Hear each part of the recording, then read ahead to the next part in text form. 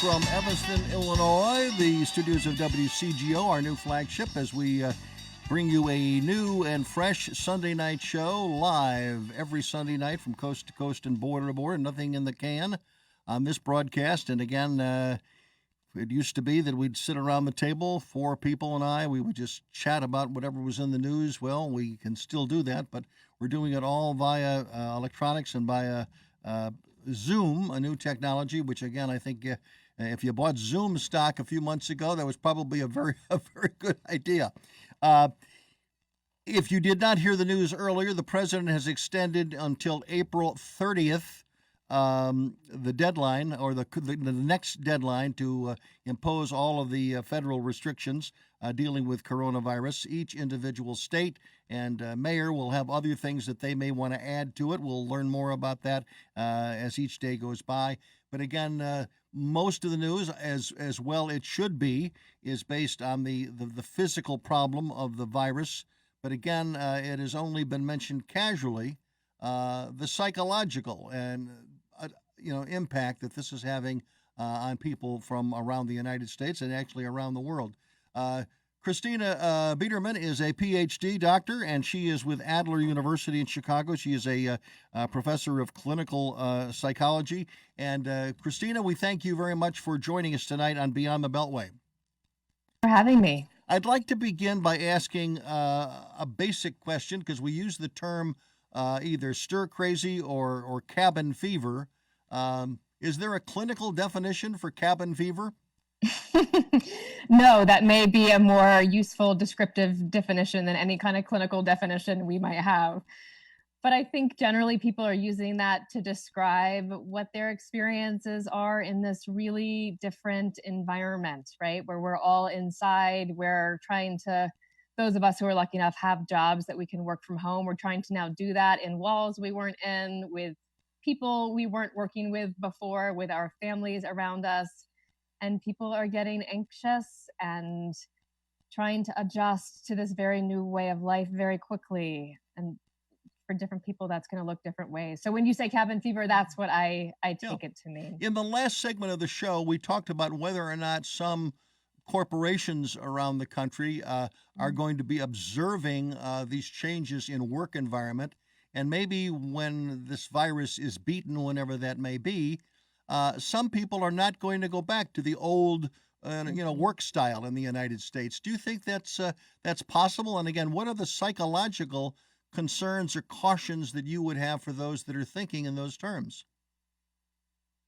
I do think that there is, it's a kind of fantasy to think that we're going to be returning to something. I think we are going to be finding a new normal. And part of that, I think, is going to be different work conditions. I mean, I think it may be a little premature to talk about silver linings, but I do think that people are finding new ways of work. And I presume that some of those ways will be better than they were before, whether that's for the workers, for the corporations, across the board, perhaps. Mm-hmm. So I do think that there will probably be long lasting changes. What those mean psychologically, we'll have to see what the changes are. I think for some people, working from home has afforded great flexibility and time to be with the people and in the places that they love. And for other people, it has been inordinately stressful because they are in the places with the people they love in ways that they aren't usually. Is it, correct me if I'm wrong, but I've been under the belief for many, many years that one of the great undiagnosed problems that we face in this country and in the medical health community is the issue of loneliness. Is that true? I do think it's a pervasive social problem. I think as our families get increasingly distant generationally from one another, people are more lonely. So sure. And is there any way to combat that? Well, that may also be one of the silver linings of this, is that I feel like people are learning how to use the technology in the world. Like you were making a joke earlier about Zoom, people are learning how to use that to connect in ways that they weren't able to do before. Mm-hmm. So I think that is one way that we might see this combat loneliness. I also think that there has been a way that this pandemic has really brought out how interdependent we are. So, for example, I am now thinking, as many of us are, about the people who are working in our grocery stores in a way that I never thought about before. And so I think whenever that kind of interdependence is highlighted, it does have the potential to make us feel less lonely. We are more connected than we know. And does it also, I guess, raise the personal estimation somewhat someone might have? Is because in many of these cases, these are professions that, again, as you said, nobody really thought much about. I mean, Mhm, when I mhm, went shopping, last week at Jewel, I mean, I was watching all the clerks who had their masks on, and mhm. they were busy loading up the shelves, most of which were empty, and these were young people obviously going about their business. But I had never thought about the stock boy at the local Jewel Mhm. of being part of this process of everybody surviving. Absolutely. Not even just a part, right? Like a sort of a central Yes, necessary piece. a Absolutely. key cog in the wheel. Absolutely, absolutely. So I do think that there is a way that if our communities can reorient and we can recognize those people who do often go unrecognized, then we are going to be more connected as a Mhm. result of this. What about exercise? Doctors have been Mm. recommending exercise to people whether they need it or not for hundreds of years. So, uh, does this provide an opportunity for people to try something that they've never tried before in their life? I don't know that it's completely unlike your question about the changes in work. That I Hmm. think that some of the ways people have been exercising are no longer available to them. So, for example, people can't go to gyms anymore. So they're finding alternative ways of exercising. People are getting outside more because it is the one place that we can go at the moment, right? And I think for people who maybe haven't been exercising, the an upside of the stress is that that is one thing that people can do to manage. So I know of whether it's patients, whether it's family members, friends, people who are carving out time to exercise and sometimes now have more time because they're not doing things like commuting, right? To exercise in ways they hadn't been before. So maybe that will be one of those silver linings that we'll get to. Do you think that again, one thing we discussed in the first hour is because Dr. Fauci has said that this might be cyclical. It might come back in the fall. It Mhm, might come back next year.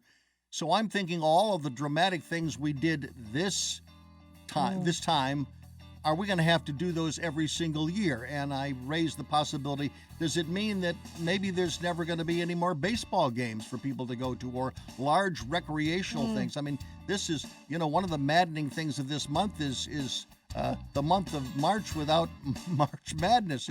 It's madness of a different sort. But I want to Indeed, talk about indeed. that And preparing for. baseball. Oh, and baseball. I want to talk about preparing for the future when we come back. Christina Biederman has been our guest, or is our guest. She's a clinical psychologist, and she professes that at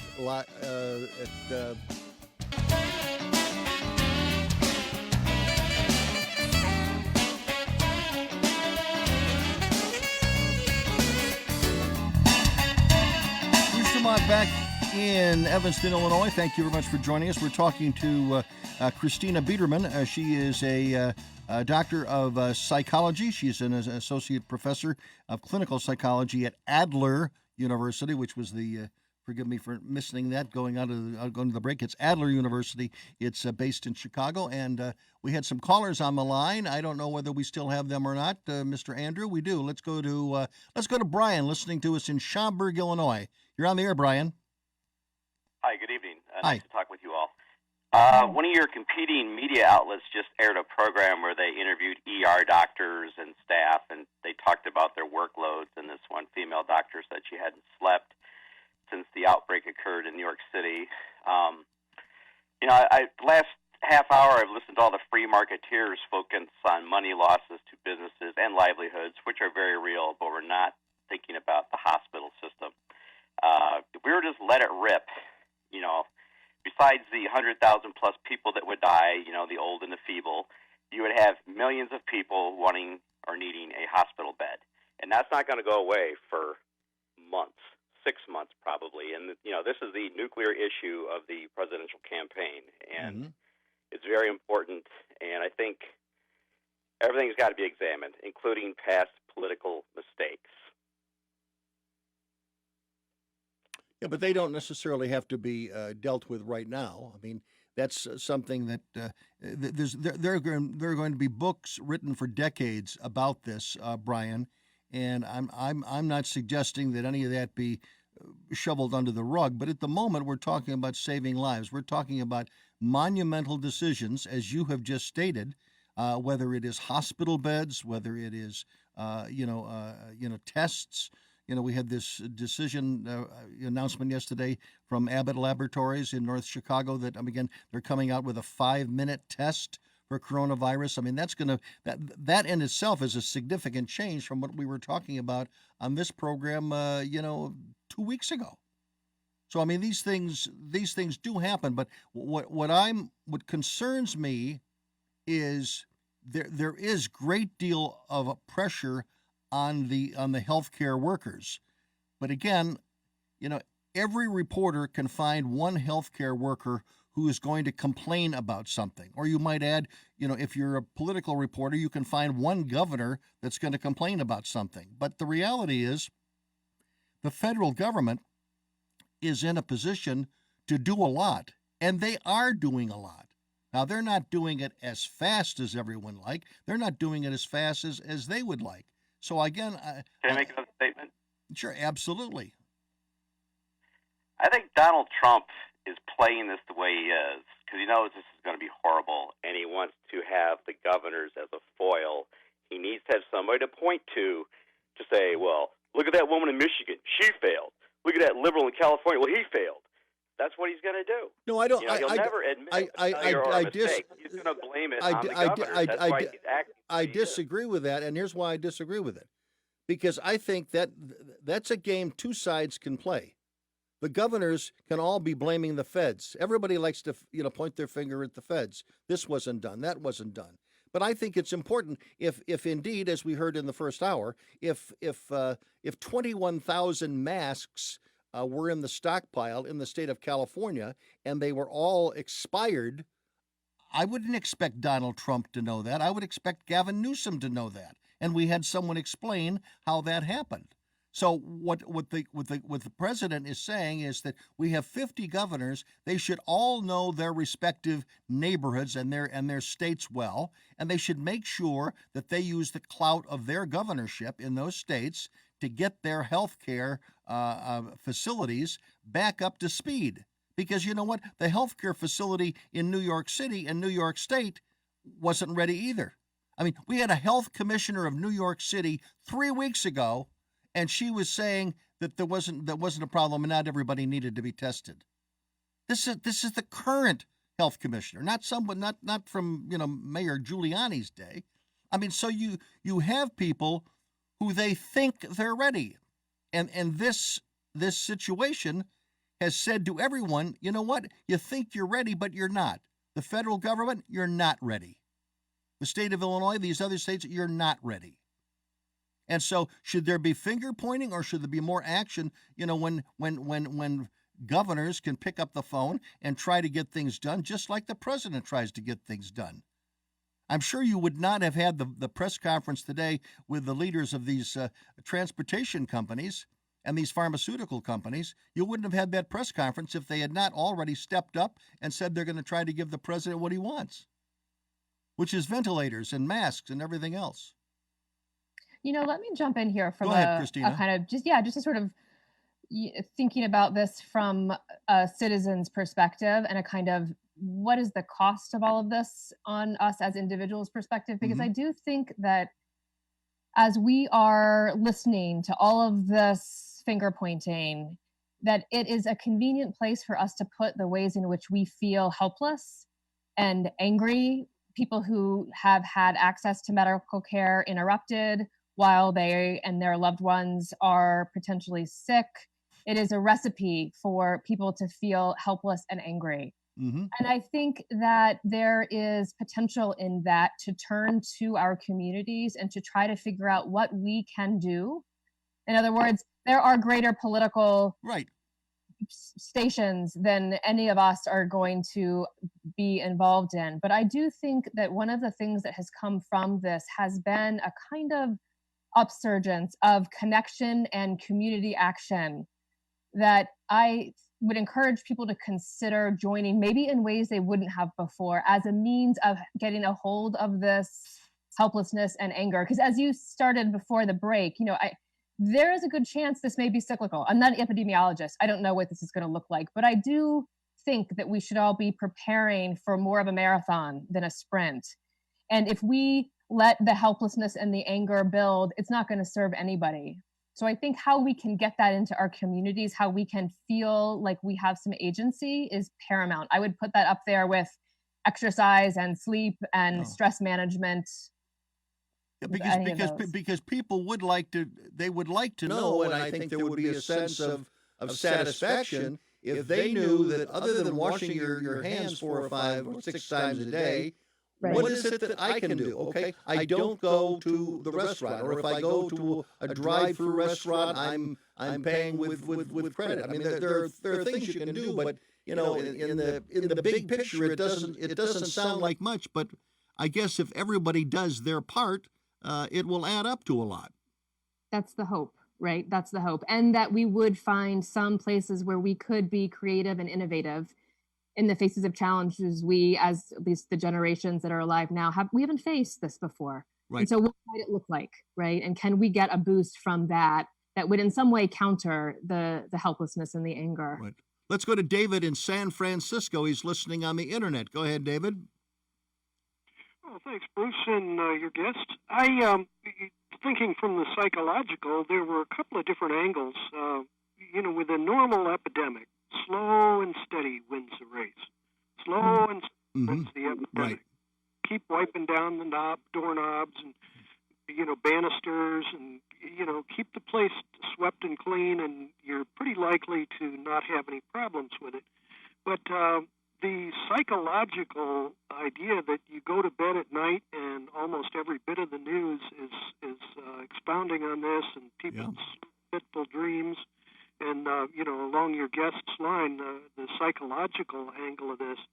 If I remember right, the AMA long ago figured out that I think something like 85% of all disease is psychosomatic in origin. People do come down with diseases, but they basically worry themselves into one. So I'm wondering if she's got any advice about that.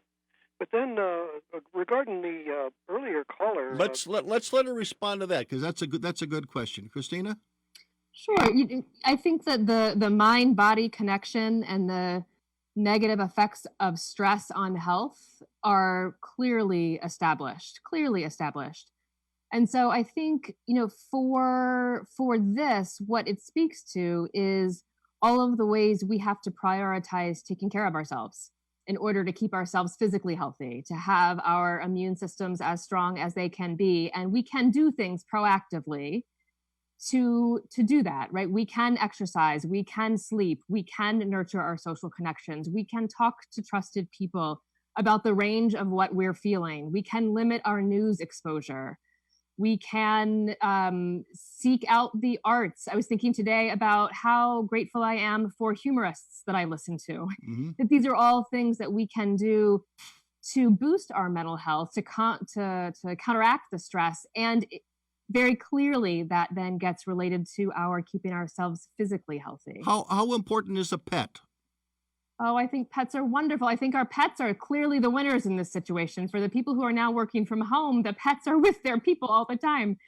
But I think, the pets give us, they counteract that loneliness you were talking about. They give us that sense of belonging, the joy that pets give, but they also are tangible. We are spending so much time right now in the digital world in ways that are really beneficial, like I was talking about earlier, but it's equally beneficial to unplug and to do things with your hands, to pet your dog, to get outside and walk, to cook, to So to do whatever it is that you do with your hands, those tangible things, I also think have far-reaching benefits, and pets are number one, I think, for many of us. And it's still okay to hug your significant other?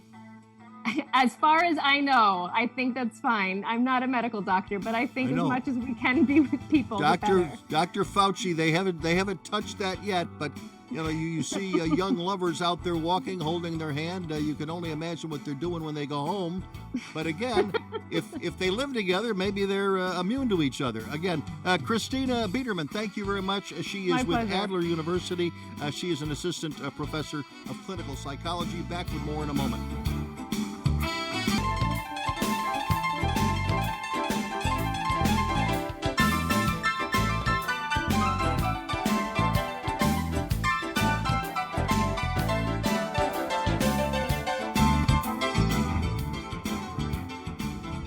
Bruce DuMont back. We continue with Beyond the Beltway, and we are now joined by our guests, and we will see if they show up here. They're not on my screen at the moment, so I don't know whether we've got guests or not. Do we have guests?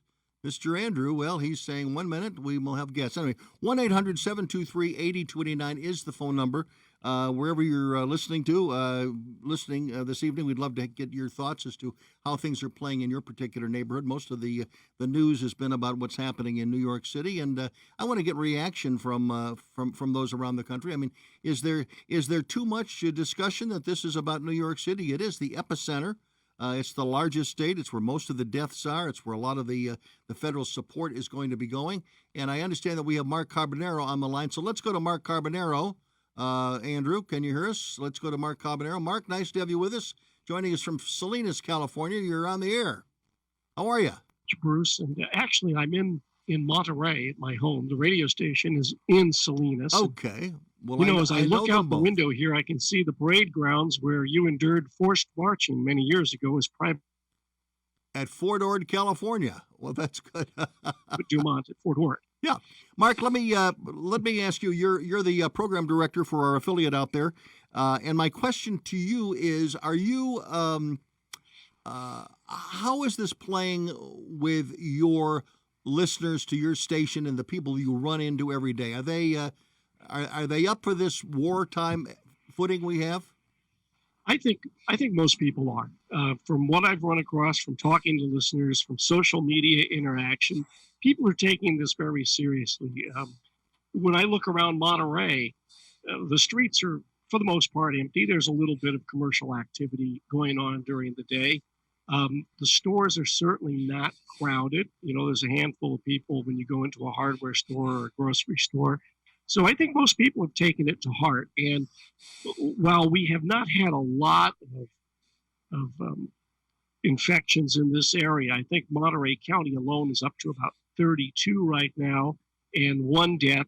San Benito County, which is right over the hill from us, a very small county, they're below 10 as far as infections go. One death there. And then Santa Cruz County has somewhere in the mid-20 of infections, and they had their first death yesterday. So, of course, it's not anything like what you have going on in New York or some other areas of the country, but people are taking it pretty seriously out here. How long do you think the country can endure this this coronavirus over our head, the guillotine over our head? Boy, the president said, through the end of April. I mean, when you are talking to your friends and neighbors out there, are they saying this thing is going to be months, not just weeks? I think most people are expecting it to be weeks. They don't think the worst case scenario that we're going to be cooped up in our homes all the way through the summer. I think people are, I've kind of heard the talk about that once the weather warms up, that maybe that could have something of an effect. I don't know. We'll see, Bruce. Yeah. Okay. Let's go to Nick Com joins us. Nick, thank you very much for being with us. You are basically here in Chicago, and also in real life, you run a company called Reputation Partners, and you improve the reputations of individuals and people. At this moment in time, who do you think needs to have their reputation improved the most? Well, I think it's a running battle a bit, Bruce. It's a running battle in terms of who it would be. Sometimes it's unfortunately President Trump. Other times, occasionally, it's various governors. The whole CDC response and everything else, I think it's a big part of it. And in this particular case, do you think that when you think of how long it will last, I mean, how long can people take it? Yeah, I think the big question is, what is $2 trillion that's being injected into the economy in a matter of weeks going to do? How much does that offset all of the things that have gone on with the shutdown? That's really a big question.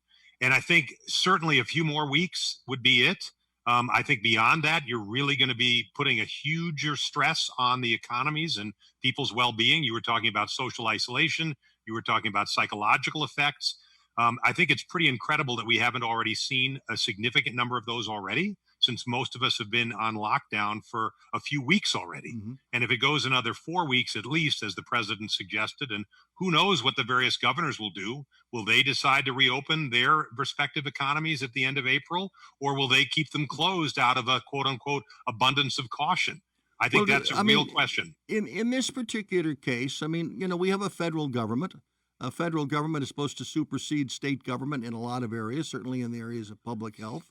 But I mean, is this a situation where one size will not fit all? In fact, if you're living out in Nevada or Montana or North or South Dakota, I mean, your state doesn't pop up very much on the discussion of the subject. But I mean, is their solution different than Governor Cuomo or Governor DeSantis in Florida?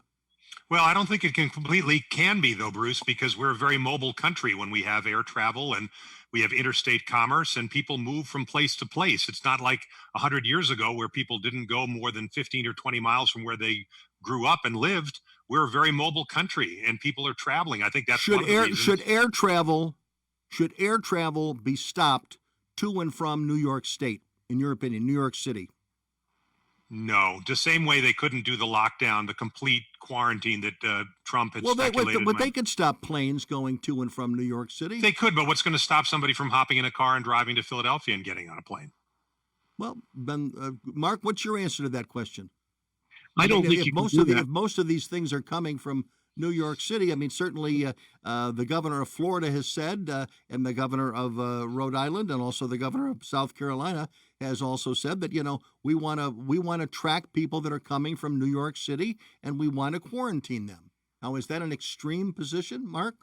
I don't know that it's an extreme position, but it'd be extremely difficult to do. I mean, obviously, from one standpoint, Bruce, it makes some sense, but at the same time, how do you really accomplish that, and at what cost?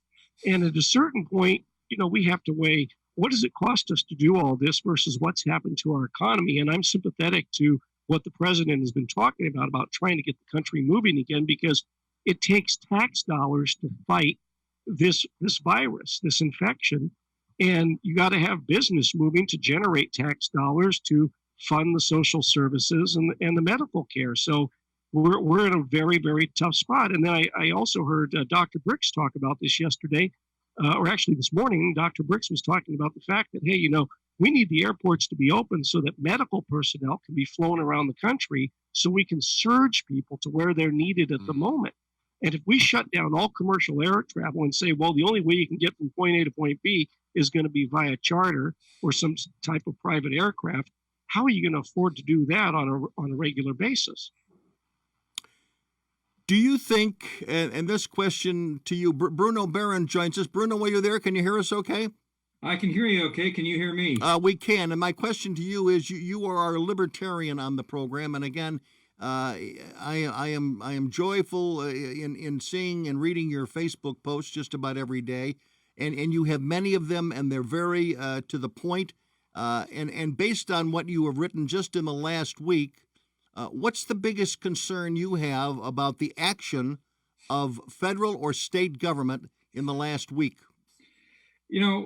First of all, I think it's fair to say that all of us are in uncharted waters right now. And instead of screaming at everybody and blaming everybody for what's going wrong, we should maybe take a step back and say that everything that's happening right now, it's not that we were caught unprepared. The entire system was, politicians were, but that this is a nasty little bug, and we don't really know what's going to happen to us and how it's going to happen. So I'm a little bit upset that they're doing these massive shutdowns of entire states as opposed to having the shutdowns be local. I think the president was right in shutting down travel with China. Maybe he could have done it a couple weeks earlier. I think the president was a little bit lackadaisical about how serious this could get and how fast it could get serious. But other than that, I think we're all kind of groping our way through this. And the thing that worries me the most is, the death rates of people who actually contract, and go through the case studies of the disease. It could end up being very, very high, and lots of people could die. So I think we should all take a step back from criticism and just do what we can to help our fellow citizens. Is that realistic, Nick? In this political world that we live in, is it realistic to pull back and say to the media, don't be so aggressive in asking for timetables, because whether you're asking a Democratic governor or you're asking a Republican president, some of these things can't be done overnight, and some of these things really have nobody's fault. There's nobody to blame. Well, there's blame to go around, as you were talking about earlier. That's the thing. I think it is a bit unrealistic to hope that we could step away from that. Frankly, one of my big disappointments in this is in the media and how they have taken the opportunity to question leaders and have asked some really pretty inane questions by and large. I think there have been some good pointed questions that have been asked. I think that's probably the area where things could improve the most. Certainly, Donald Trump is trying to avoid any disproportionate share of the blame. But if there's going to be blame, you can blame the Bush administration, the Obama administration, certainly Trump, as Bruno was just talking about, and then various governors and even cities. I mean, you had Mayor de Blasio encouraging people to go out and socialize and everything else as recently as about 2 weeks ago. Yep. So there's plenty of opportunity to blame plenty of folks. It would be great for us to come together as a country, but it's an election year. People are trying to get advantage. People are trying to avoid, with tens of thousands and potentially more than that dying of this terrible virus, they are trying to avoid having a disproportionate share of the blame landing in their laps. Okay, we've got a break. 1-800-723-8029 from coast to coast and border to border. I'm Bruce DuMont. Thanks for joining us tonight on Beyond the Beltway.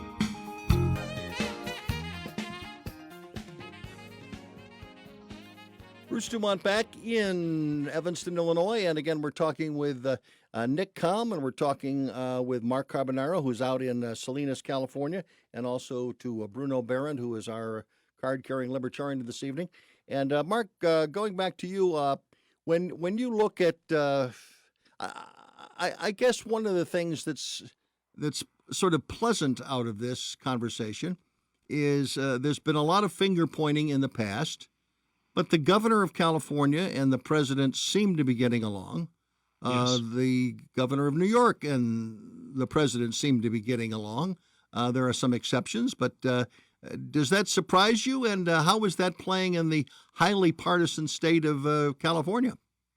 It doesn't surprise me, because I always expect that when we have situations that really could pose an existential threat to society, to the very republic, if something like this got out of hand, the fact that these people are acting like grown-ups doesn't surprise me at all. And it's very encouraging.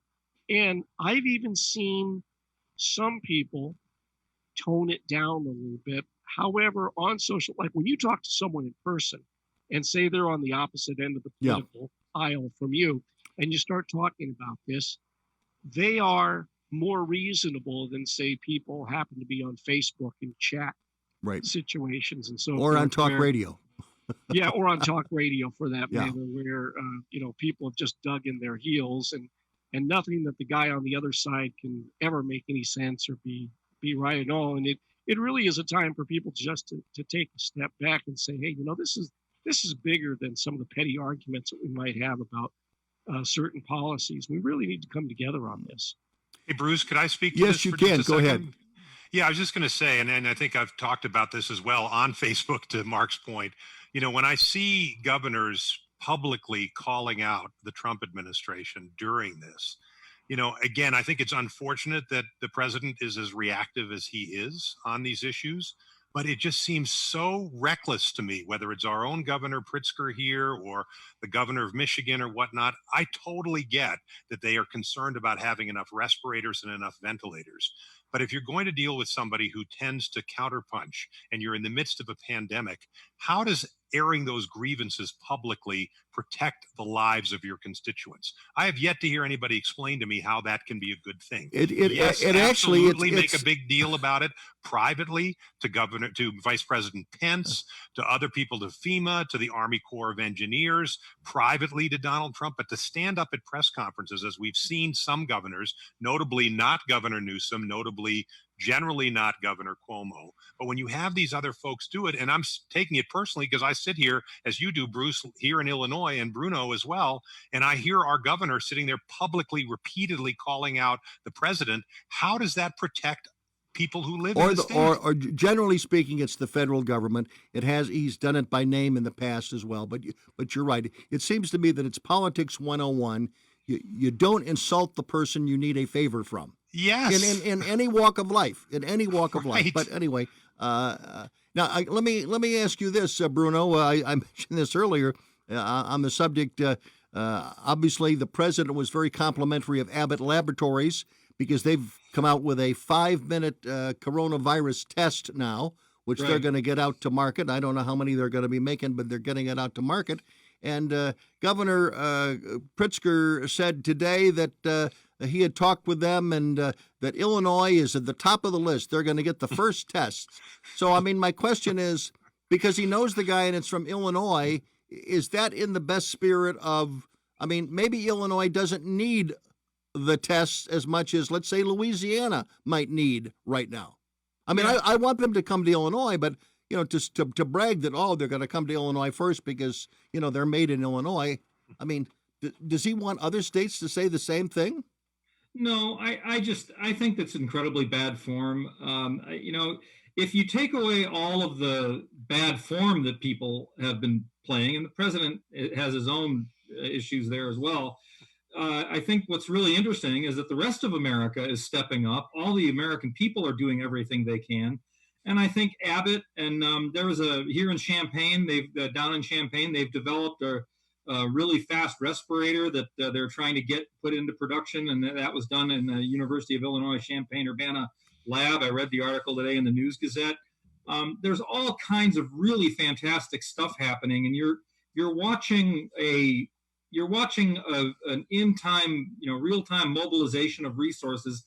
And I just think all of that, whether it's complaining about some governor on the part of Trump or whether it's some governor complaining about Trump, I just wish they'd all shut up because, it's number one, it's not gaining them anything. I mean, they're not, apparently for whatever reason, they're not costing Trump any support. Trump's Teflon makes Reagan's Teflon look like Velcro.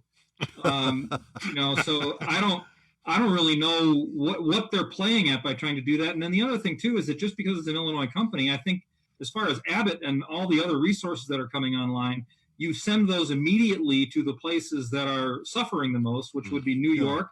And probably Chicago, which might be following New York really soon. Right, but I think that Illinois and Chicago is likely to be, a next, at least Midwest epicenter.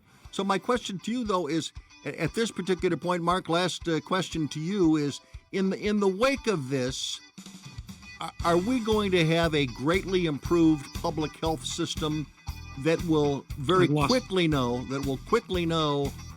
where the respirators are, where the where all these stockpiles are that can be distributed efficiently?